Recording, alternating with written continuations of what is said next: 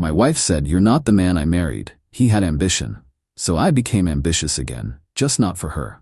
I started the business, got the body, bought the car, all after I filed. Her breakdown when she saw my new life on LinkedIn. I, 36 male, was sitting at our kitchen table when Vanessa, 34, said the words that ended our 8-year marriage. Not the divorce papers I filed 3 weeks later. Not the mediation sessions. Those actual words, delivered while I was eating leftover pizza on a Wednesday night. "You're not the man I married, Derek. He had ambition, drive. You've just settled." I looked up from my plate. She was standing there in her athleisure outfit, fresh from some boutique fitness class I was paying for, holding her phone like she'd just seen something that reminded her how disappointing I was. "What brought this on?" I asked. "Mistake number 1? Engaging." Bethany's husband just made partner at his firm. Trevor bought them a lake house. A lake house, Derek.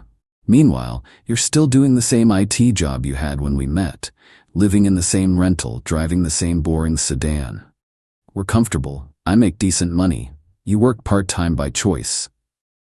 Part-time because someone has to make this place look presentable for when we have people over. Do you know how embarrassing it is when my friends ask what you do and I have to say tech support? I'm a systems analyst, not tech support. Whatever. It's not impressive. She scrolled through her phone, not even looking at me. You used to talk about starting your own thing, consulting, building something. Now you just clock in, clock out, repeat. It's pathetic. That word, pathetic. I set down my pizza. Okay, what?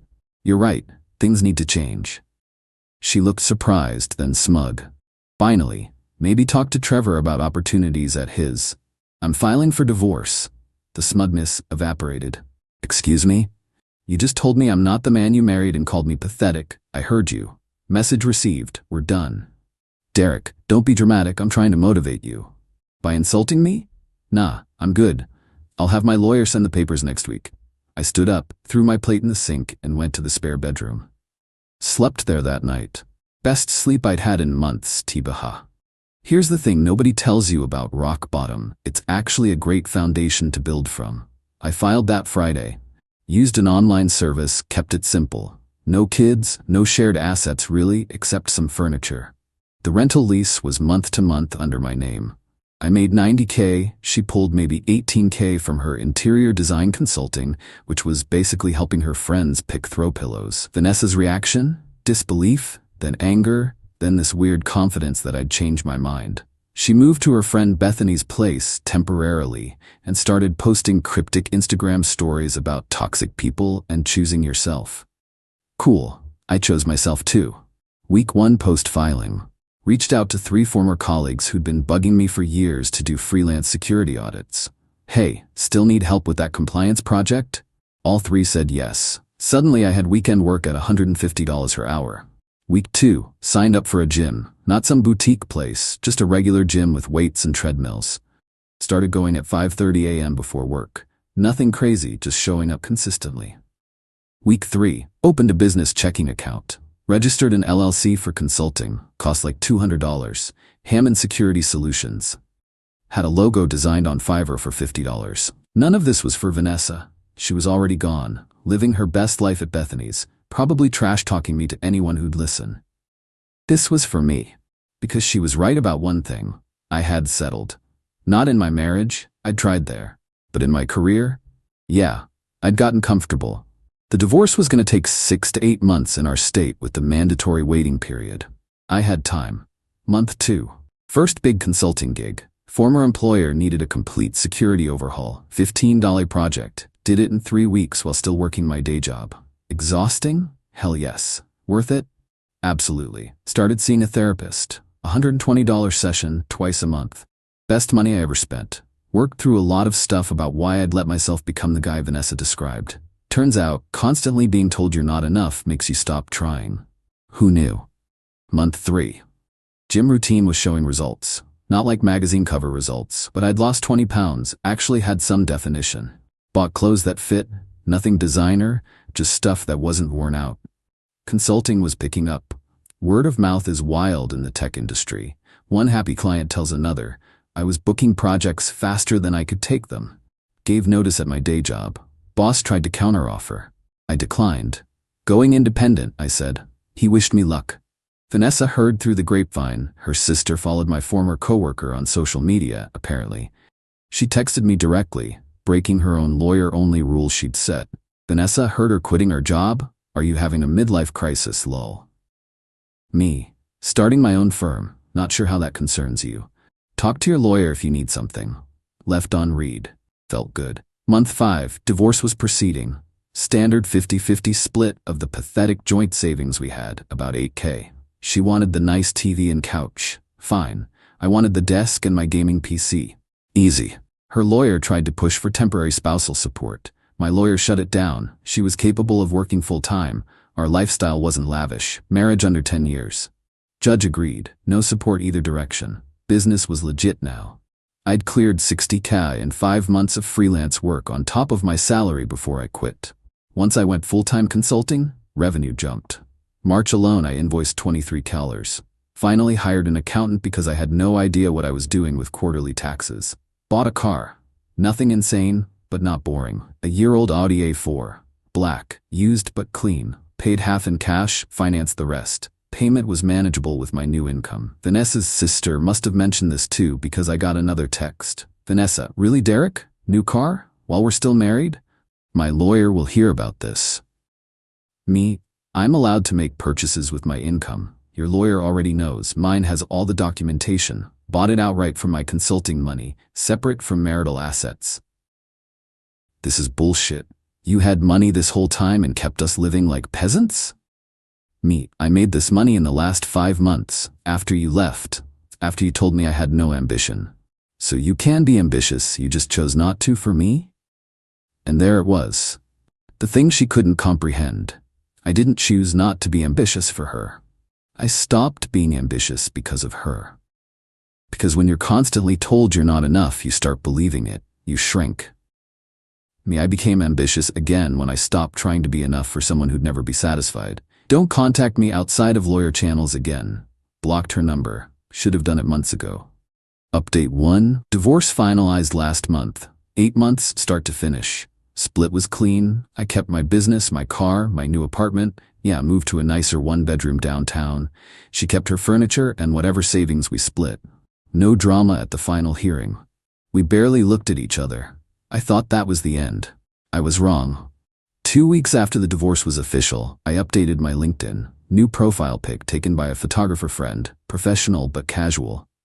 Updated my job title to Founder and Principal Consultant, Hammond Security Solutions. Added some client wins with permission. Posted about completing a major certification. Within 24 hours my phone started buzzing.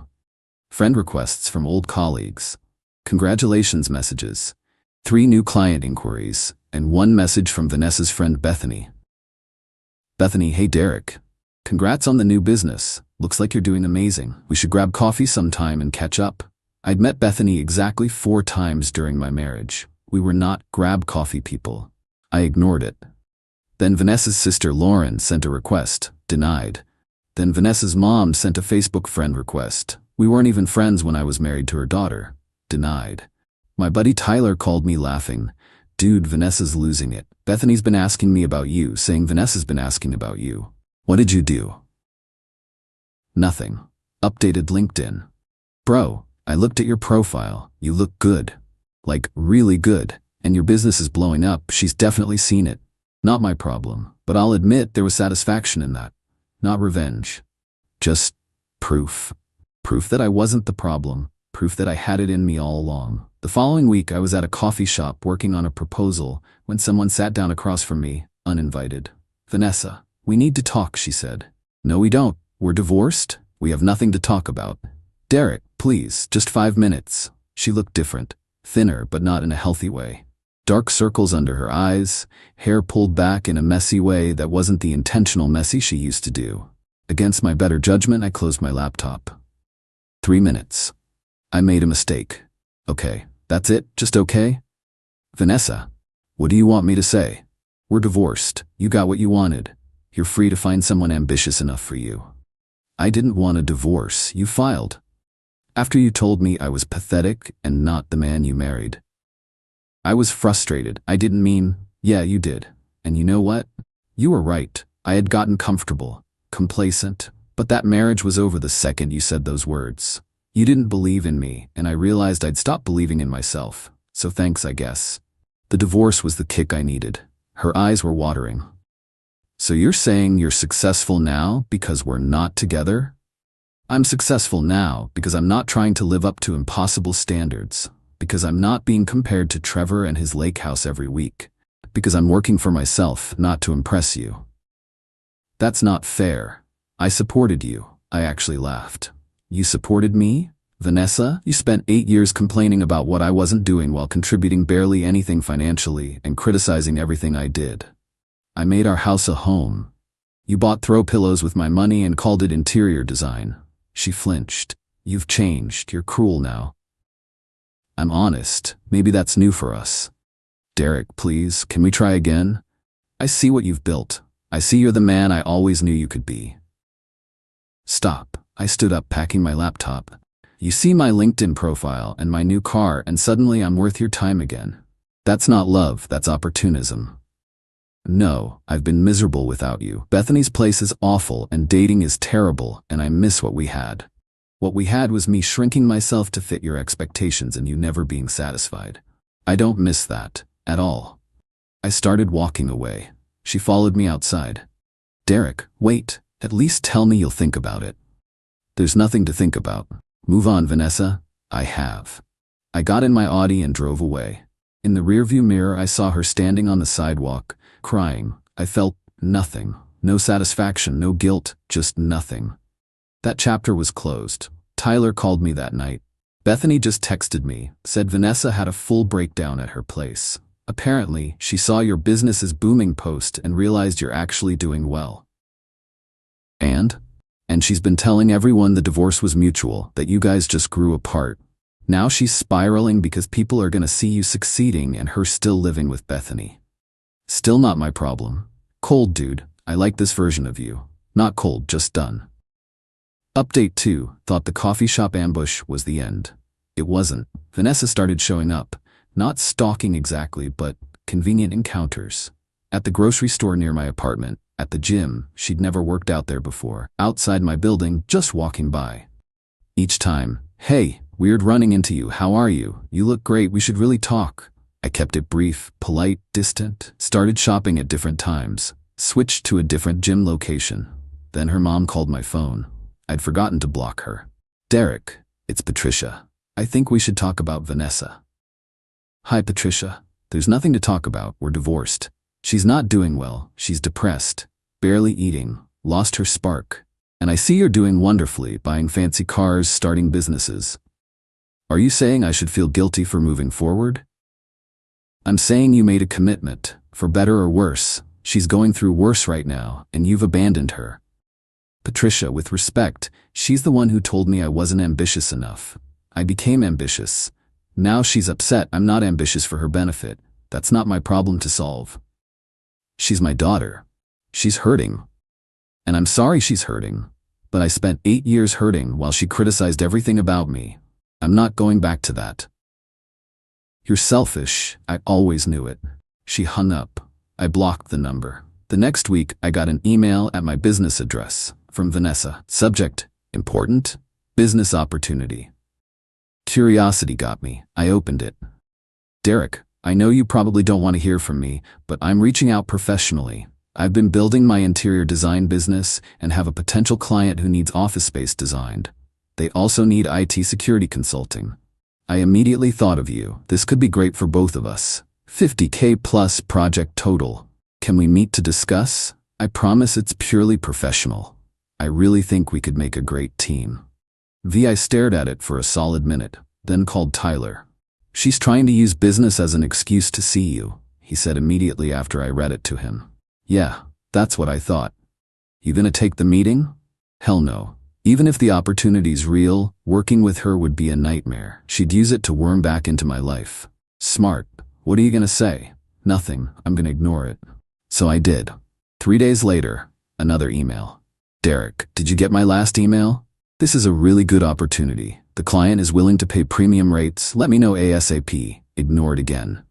Day 5, she called my business line. I'd set up a proper number with voicemail. She left a message. Hey, it's Vanessa. I know you're probably busy, but this client is getting impatient. They specifically asked for you after I showed them your website. Please call me back. This is about business, Derek. We're both adults. We can work together professionally. Call me. I didn't call. The following Monday, I got an email from an address I didn't recognize. Trevor Westwick, CFO, Westwick Properties. Trevor, Bethany's husband, the lake house guy. Mr. Hammond, your name was recommended by an associate for a security consulting project. I'd like to discuss scope and pricing. Please reply at your earliest convenience. Best, Trevor Westwick. I googled the company. Legitimate property development firm, good reputation. Trevor was listed as CFO, but the timing was suspicious as hell. I replied professionally, Mr. Westwick, thank you for reaching out. I'd be happy to discuss your security needs. Before we proceed, can you share who referred you to my firm? Best, Derek Hammond. His response came 2 hours later. Vanessa Hammond mentioned your firm. She's helping us with office redesigns. There it was. She was using her connection with Bethany to create a business opportunity that would force us to interact. I replied, thank you for the referral. However, I have a policy against working on projects where there's a potential conflict of interest with personal connections. I'd be happy to refer you to 2 other excellent consultants in the area if you'd like. Attached contact info for 2 competitors I respected. He thanked me, and that was that. Vanessa called my business line immediately. I let it go to voicemail. Derek, are you kidding me right now? You turned down a project because of me? Grow up. This was a real opportunity. You're sabotaging both of us because you're petty. Call me back. Save the voicemail. Didn't call back. That weekend, she showed up at my apartment building. Buzzed up from the lobby. It's Vanessa. Let me up. We need to talk. No. Derek, I'm not leaving until you let me explain. Then you're going to be there a while. I hung up the intercom and called building security. Hi, my ex-wife is in the lobby and won't leave. We're divorced. She doesn't live here, and I've asked her to leave. Can you escort her out? They did. She called me screaming. My phone recognized her number even though I'd blocked it. Apparently she was calling from a different phone. You called security on me? I just wanted to talk. I've told you repeatedly I don't want contact with you. You keep showing up. That's harassment, Vanessa. I'm not harassing you. I'm trying to help both our careers. I don't need your help. I don't want your help. Stop contacting me. Stop showing up. Move on. Fine. Fine. I was trying to be nice, trying to help you network, but you're too proud and stupid to see it. You're going to regret this when my business takes off and you're still doing small-time consulting. Maybe, but at least I won't have to deal with you. She hung up. I blocked that number too. Tyler came over that night with beer. Bro, she's unraveling. Not my circus, not my monkeys. Cold. Necessary. Update 3. Final. It's been 4 months since the security incident at my building. Things have been quiet. Too quiet, honestly. I kept waiting for the next shoe to drop, but Vanessa had gone silent. My business was thriving. I'd hired a part-time admin assistant to handle scheduling and billing. Brought on a junior consultant. Signed a 6-month contract with a major client that would net me 6 figures. Moved to a bigger apartment, 2-bedroom, so I could have a proper home office. Life was good, really good. Then last Tuesday I got a text from an unknown number. This is Bethany. I know you don't want to hear from me, but I thought you should know Vanessa's in the hospital. She had a breakdown, like a real one. Her mom found her at the apartment she finally got, not eating, not sleeping, just obsessing over your LinkedIn. It's bad, Derek. I stared at the text for a long time, felt complicated. Not guilty, exactly, but not nothing either. I didn't respond. An hour later, Patricia called from yet another new number. I picked up without thinking. Derek, thank God, you need to come to the hospital. Vanessa's asking for you. The doctors said. Patricia, stop. I'm sorry she's struggling. I genuinely am. But I'm not coming to the hospital. We're divorced. I'm not her person anymore. She's sick, mentally ill, because of what you did. What I did was divorce her after she told me I was pathetic. Then I improved my life. That's not a crime. You flaunted it, your fancy car, your business, posting everything online where she could see it. I posted professional updates on LinkedIn. That's not flaunting, that's networking. Patricia, I need you to hear me. Vanessa's mental health is not my responsibility. She has family, friends, professionals. I hope she gets the help she needs, but I cannot be part of her support system. It's not healthy for either of us. You heartless son of a... I hung up. Blocked that number too. Tyler called me later. Bethany told me about Vanessa. You okay? Yeah, I mean, it sucks that she's going through that, but I can't fix her, Tyler. I tried for 8 years to be enough for her, and it was never enough. I'm not going back into that. Good. Just checking. Bethany's been guilt-tripping me to guilt-trip you. Tell Bethany to mind her business. Already did. Last Friday, I got a letter, actual physical mail, addressed to my business office. Patricia's handwriting on the envelope. Inside was a 3-page letter about how I'd destroyed her daughter, how the man she met at our wedding would never have been so cruel, how karma would catch up to me, how I'd end up alone and realize too late what I'd lost. The last paragraph. Vanessa is in intensive therapy now. She's on medication. She can barely work. She had to move back home with us because she can't afford her apartment anymore. Meanwhile, you're buying sports cars and living in luxury, built on the back of our family's pain. I hope you're happy with yourself. I wasn't happy about Vanessa's breakdown. I wasn't. Mental health struggles are real and painful, and I wouldn't wish that on anyone, but I also wasn't responsible for it. I wrote one response letter, kept it brief. Patricia, I'm sorry Vanessa is struggling. I hope she gets the help she needs and makes a full recovery. However, I will not accept blame for the consequences of choices she made. She ended our marriage with her words and actions. I moved forward with my life as anyone would after a divorce. I will not be responding to further contact from you or Vanessa. Please respect that boundary. Derek mailed it, then blocked her email for good measure. Yesterday I got a LinkedIn message from Vanessa. She'd created a brand new profile just to message me. The profile had no photo, no job history, just her name. I'm sorry for everything. You deserved better from me. I see that now. I don't expect you to respond. I just needed you to know that I understand why you left, and I don't blame you anymore. I'm working on myself. Really working on it. I hope you're happy. I mean that. You deserve to be happy. I read it twice. It seemed genuine. Growth, maybe? Or manipulation? Hard to tell. I didn't respond, but I didn't block her either. Just archived the message and moved on. Here's the thing about revenge. This wasn't revenge. Revenge would have been deliberately trying to hurt her. Posting things to make her jealous, sabotaging her business, turning people against her. I didn't do any of that.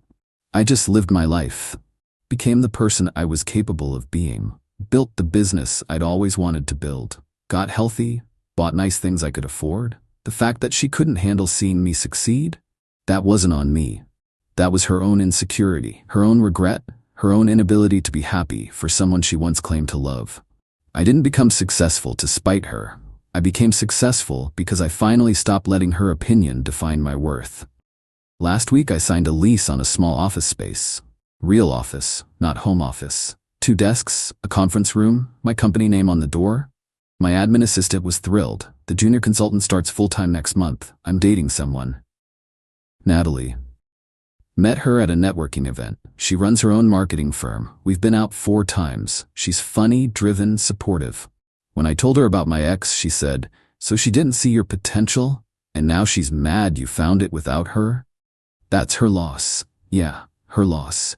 I'm not living in luxury like Patricia's letter claimed. I'm living comfortably in a nice apartment with a reliable car and a growing business. I work hard, 70-hour weeks sometimes, but I love what I do. I'm not happy because Vanessa's struggling. I'm happy because I'm not struggling anymore. The man she married did have ambition. She just spent so many years crushing it that she stopped recognizing it. When she finally pushed hard enough, I left. And without her crushing weight on my shoulders, I could finally stand up straight. To anyone reading this who's in a relationship where someone makes you feel small, leave. I'm serious. It doesn't get better. They don't suddenly start appreciating you. You just get smaller and smaller until you forget what it feels like to take up space.